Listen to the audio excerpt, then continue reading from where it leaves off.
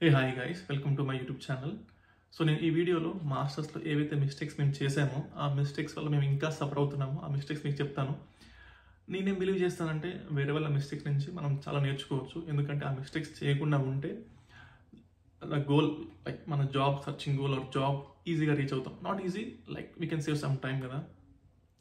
చెప్తా చూడండి. మెయిన్ ఏంటంటే first thing car guys, second thing part time, third thing money, fourth thing university, fifth thing job search. ఇవన్నీ interlink ఉంటాయి. First చెప్తాను car search. Yeah guys, first thing car ఎందుకు అంటున్నానంటే car లేకుండా ఇక్కడ ఏం చేయలేం గైస్. మీరు ఎంత రిచ్ ఉన్నా ఎంత టాలెంట్ ఉన్నా వితౌట్ కార్ ఏం చేయలేం. అలా అని చెప్పి నేను కార్ కొనమని చెప్పట్లేదు గైస్. బట్ ఒకటి చెప్తా, యూఎస్కి వచ్చే ముందు మీరు నాలెడ్జ్తో వస్తారా, కుకింగ్ నేర్చుకొని వస్తారా, స్కిల్స్తో వస్తారా అని దానికంటే ముందు డ్రైవింగ్తో వస్తారా లేదా ఇంపార్టెంట్. డ్రైవింగ్ పక్కా రావాలి గైస్. డ్రైవింగ్ నేర్చుకోనండి. ఎంత హెల్ప్ అవుతుందంటే ఎక్కడికి వెళ్ళాలన్నా డ్రైవింగ్ గైస్ ఎవరు హెల్ప్ చేయరు. ఇక్కడ వేరే వాళ్ళ పర్సనల్ కార్ మీకు ఇవ్వాలంటే అతనిలో బాడీ పార్ట్ తీసి మీకు ఇస్తున్నట్టే. ఎవరు అతని కార్ మీకు ఇవ్వరు గైస్. చాలా క్లోజ్ అయితే తప్ప ఇవ్వరు. సో కార్ డ్రైవింగ్ పక్కా నేర్చుకోనండి. ఒకవేళ కార్ డ్రైవింగ్ నేర్చుకోకుండా ఇక్కడికి వస్తే మీరు చాలా సఫర్ అవుతారు. మీ దగ్గర ఎంత మనీ ఉన్నా, ఎంత టాలెంట్ ఉన్నా, ఎంత పెద్ద జాబ్ ఉన్నా ఎవరు హెల్ప్ చేయరు డ్రాప్కి పికప్కి. సో దానికి చాలా మనీ వేస్ట్ అవుతాయి. సో కార్ డ్రైవింగ్ నేర్చుకోనండి. దాంతోపాటు ఇంకొకటి, ఇంటర్నేషనల్ డ్రైవింగ్ లైసెన్స్ తీసుకోండి గైస్. ఎందుకంటున్నానంటే పాస్పోర్ట్ కాకుండా యూఎస్కి వచ్చిన తర్వాత it's only first identity that can prove that you are something like X and Y. నేను ఇంటర్నేషనల్ డ్రైవింగ్ లైసెన్స్తో డ్రైవింగ్ చేయమని చెప్పట్లేదు guys. Just you can use it as a driving license. But నేను ప్రిఫర్ చేయను ఇంటర్నేషనల్ డ్రైవింగ్ లైసెన్స్తో driving చేయడం. ఎందుకంటున్నానంటే rules and regulations చాలా డిఫరెంట్గా ఉంటాయి. సో ఆగండి, దాన్ని ఐడియాగానే వాడండి. యా, పక్కా డ్రైవింగ్ నేర్చుకోండి గైస్. ఇంకోటి, చాలామంది F1లో కారు కొనడానికి ట్రై చేస్తారు గైస్. అంత ఈజీ కాదు కారు కొనడం. ఓకే, అమౌంట్ మీ దగ్గర డైరెక్ట్ ఈఎంఐ కాకుండా మీ దగ్గర మనీ ఉంటే దాంతో కొనొచ్చు, ఇట్స్ ఓకే. బట్ ఈఎంఐ పెట్టి కారు కొంటున్నారు అనుకోండి, చాలా సఫర్ అవుతారు. ఎంత సఫర్ అవుతారు అంటే జాబ్ కూడా ఇబ్బంది అవుతుంది.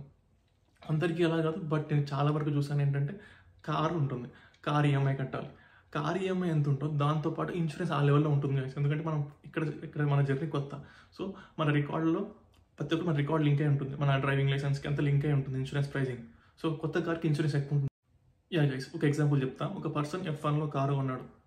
సో అతనికి తెలుసు కారు ఈఎంఐ ఇంత ఉంటుంది, ఇన్సూరెన్స్ ఇంత ఉంటుంది తెలుసు. అయినా ఏం కాదు ఈ ఒక రైడ్స్ ఎందుకని చెప్పి కారు కొన్నాడు. సో ఆ కారు కొనడం వల్ల అతను చాలా కష్టపడాల్సి వచ్చింది. ఎంత కష్టం అంటే I can't reveal that, but చాలా కష్టపడ్డాడు గైస్. ఆల్మోస్ట్ 3 years వరకు కార్ ఈఎంఐ ఉంటుంది గైస్. ప్రతి మంత్ అరౌండ్ $1,000 కార్కే కట్టాలి. ఎక్స్పెక్ట్ చేయండి, ఎలా కడతాం? పార్ట్ టైం ఉంటుందా? మనకి మీకు తెలిసి ఉండొచ్చు F1లో మనం ఎన్ని అవర్స్ పార్ట్ టైం చేయొచ్చు. అర్థమవుతుందా ఎంత కష్టపడ్డా?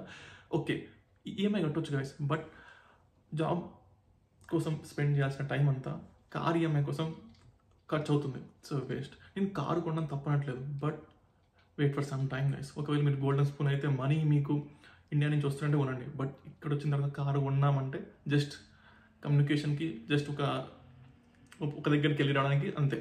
బట్ కొత్త కారు కొన్నారంటే చాలా రిస్క్ అవుతుంది. యా, కార్ ఈఎంఐ ఎంత ఉంటుందో ఇన్సూరెన్స్ కూడా అంతే ఉంటుంది. ఇన్సూరెన్స్ చాలా ఎక్స్పెన్సివ్ ఉంటుంది. మీరు ఎంత ఎక్స్పర్ట్ అయినా, మీకు ఎంత డ్రైవింగ్ స్కూల్ ఉన్నా, అట్లీస్ట్ కొత్త కార్కి $200 to $300 ఉంటుంది గైస్. కార్ ఈఎంఐ $600, ఇది $300, గ్యాస్ మొత్తం కలిపి $1,000 అవుతుంది. యా, అంతే కాదు, ఇక్కడ కమ్యూనిటీస్లో కార్ మీరు పార్కింగ్ చేయాలన్నా అరౌండ్ మంత్లీ $30 to $40 కట్టాల్సి వస్తుంది. అందరికీ కాదు, కొన్ని షెడ్స్ ఉంటాయి. యా, కొత్త కార్ కాబట్టి మనం అందరం దాన్ని కేర్ఫుల్గా చూసుకోవాలి కదా. సో యా గైస్, ఎక్స్పెన్సివ్ అవుతుంది. సో మేక్ షూర్ కార్ మనం చాలా ఆలోచించండి. Yeah, second thing guys, part time. Yeah guys, part time అందరికీ ఈజీగా దొరకదు గైస్. మెయిన్లీ ఇక్కడ రిఫరల్తోనే పార్ట్ టైమ్స్ మెయిన్గా దొరుకుతాయి. Yeah, so as per the rule we can work 20 hours as a international student కదా. Yeah, okay, we can work. మీకు అర్థమవుతుందా? Yeah, but అందరికి ఈజీగా దొరకదు.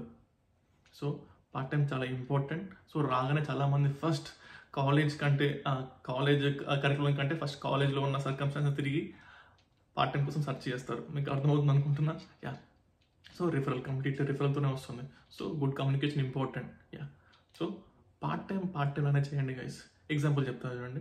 ఒక పర్సన్ చెప్పాడు, ఒక సీనియర్ అన్న మంచి జాబ్ ఉంది. అన్న చెప్పాడు, తమ్ముడు మీరు ఇంత కష్టపడి బాడీ కూడా సహకరించినంత విధంగా అర్థమవుతుందా, పార్ట్ టైం చేసి కష్టపడుతున్నారు కదా. ఎందుకన్నాడు, కొన్ని ఖర్చులు ఉంటాయి కదా అని చెప్పాడు. బట్ అన్న చెప్పాడు, మీరు ఎంత కష్టపడ్డా డైలీ 24 అవర్సే ఉంటాయి. సో బట్ హవర్లీ పే మాత్రం పెరగదు. అదే మీరు హవర్లీ పే పెరిగే జాబ్ తెచ్చుకుంటే ఇంత కష్టపడాల్సిన అవసరం ఉండదు. అర్థమవుతుందా? అన్నాడు ఏమన్నాడంటే, కొందరు ఉంటారు గైస్, సో పార్ట్ టైం మనీతోనే ఫీజు కడతారు. I'm not saying it is not good thing, but at least కొంచెం టైం స్పెండ్ చేయండి జాబ్ సర్చింగ్ కోసం. Guys at the end of the day అదే హెల్ప్ అవుతుంది. ఆ మిస్టేక్స్ మేము చేసాము, మీరు చేయకుండా ఉంటే మీకు పక్కా హెల్ప్ అవుతుందని ఇంటెన్షన్లో చెప్తున్నాము. గైస్, సో కష్టపడవచ్చు, బట్ కష్టపడేది కొంచెం వర్త్, అంటే దానివల్ల యూస్ ఎలా కష్టపడి నేను చేయదని చెప్పట్లేదు, బట్ చేయండి. But at least spend some time in the job guys. Skills develop చేసుకోండి. మీకు ఎగ్జాంపుల్ చూపిస్తే లాస్ట్లో చూడండి. ఏంటంటే మంచి కంపెనీ 2027లో ఆ జాబ్ ఓపెనింగ్. సో 2027లో జాబ్ ఓపెనింగ్కి 2024 నవంబర్లో ఓపెనింగ్ ఇచ్చారు. ఎక్స్పెక్ట్ చేయండి, అంటే కంపెనీ 3 years ముందే ప్రిపేర్ అవుతుంది ఎవరిని హైర్ చేసుకోవాలి. బట్ ఎవరినైతే హైర్ చేసుకుంటుందో అంటే మనం ఇంకా ఎంత ఎర్లీగా ప్రిపేర్ కావాలి. Guys, preparation important. ఒకవేళ మనం ఇక్కడ ఏదైనా ఎర్లీగా ప్రిపేర్ కాలేకపోతే, ఎర్లీగా ముందు అంచనా వేసుకొని దానికి ప్రిపేర్ కాలేకపోతే చాలా ఇబ్బంది పడతాం. గైస్, ఇవన్నీ మా ఎక్స్పీరియన్స్. మీరు చేయకుండా ఉంటే మీకు పక్క హెల్ప్ అవుతుంది. గైస్, ఇది part time. So part time లాగా చేయండి. మళ్ళీ చెప్తున్నా, అన్న చెప్పింది, ఎంత కష్టపడ్డా అవర్స్ పెరుగుతాయి కానీ అవర్కి వచ్చే రేట్ పెరగదు, పే రేట్. బట్ అలా పెరగాలంటే మనకు జాబ్ కావాలి. So focus on skills guys. మళ్ళీ చెప్తున్నా, ఇది జస్ట్ మా experience. Guys, third thing money. ఒక చిన్న క్వశ్చన్, INR USD సేమ్ ఉంటే మీరు యూఎస్కి వచ్చేవాళ్ళ? నన్ను ఈ క్వశ్చన్ అడిగారు ఒకరు.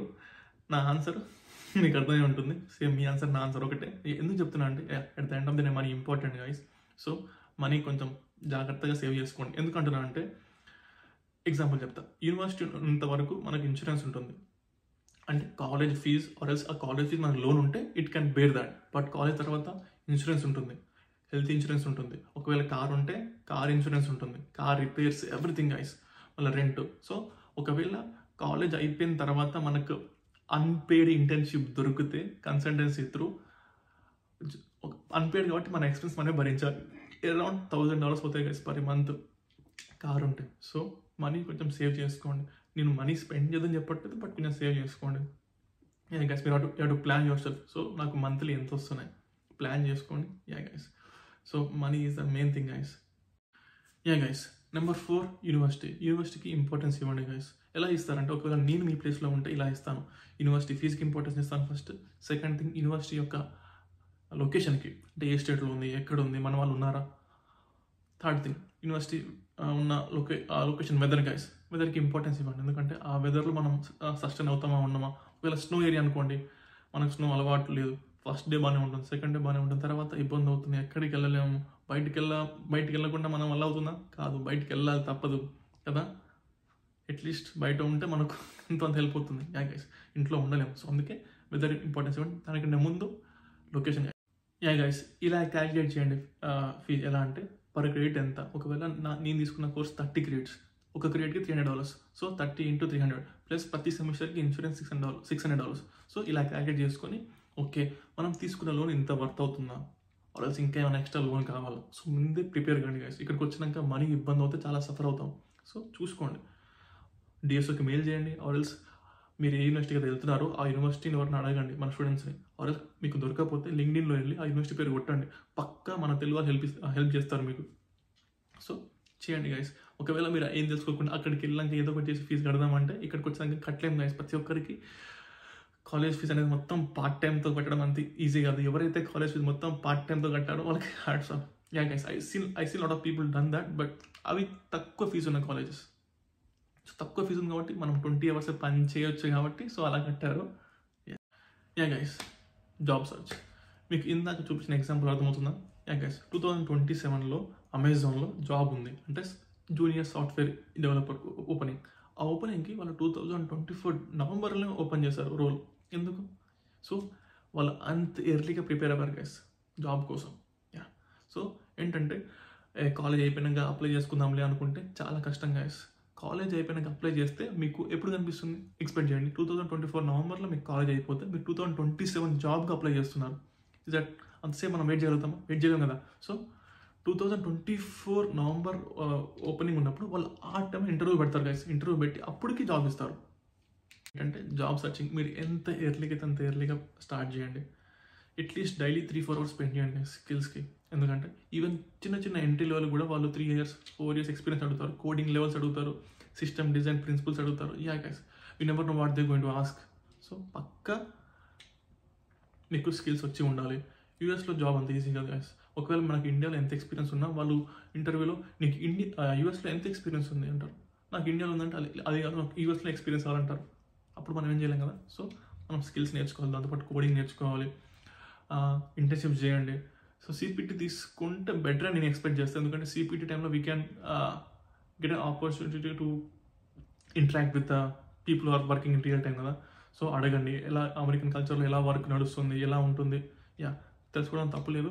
ఒకవేళ మీరు జాబ్ అప్లికేషన్ లేట్గా స్టార్ట్ చేస్తే మీరు అప్లై చేసే జాబ్స్ ఎప్పటికో ఉంటాయి గైస్. అనుకుందాం మీరు సెకండ్ సెమిస్టర్లో స్టార్ట్ చేశారు ఇంటర్న్ పొజిషన్కి. సో మీకు అది at the end of the ఓపీటీకి వచ్చేస్తుంది guys. Yeah you can work. ఒకవేళ మీరు ఓపీటీ టైంలో మీరు అప్లై చేస్తే అది ఎప్పుడో ఓపెన్ అవుతుంది. వీ కాంట్ సర్వైవ్ కదా. పక్కా మనకు జాబ్ ఉండాలి గైస్. ఓపీటీలో ఓపీటీలో without job we can't survive కదా. సో అందుకే మీరు ఎర్లీగా ప్రిపేర్ కానీ ఎంత ఎర్లీగా ప్రిపేర్ అంత బెటర్ గైస్. ఓపీటీ వస్తుంది అన్నప్పుడు మీరు ప్రిపేర్ అయితే చాలా కష్టం అవుతుంది. ఓపీటీ నాకు ఇంకో 6 monthsలో వస్తుంది, సో స్టార్ట్ అవుతుంది అంటే మనం సిపిటీలో ఉండి ఉంటాం. సో ముందు ప్రిపేర్ కానీ గైస్, పక్కా హెల్ప్ అవుతుంది.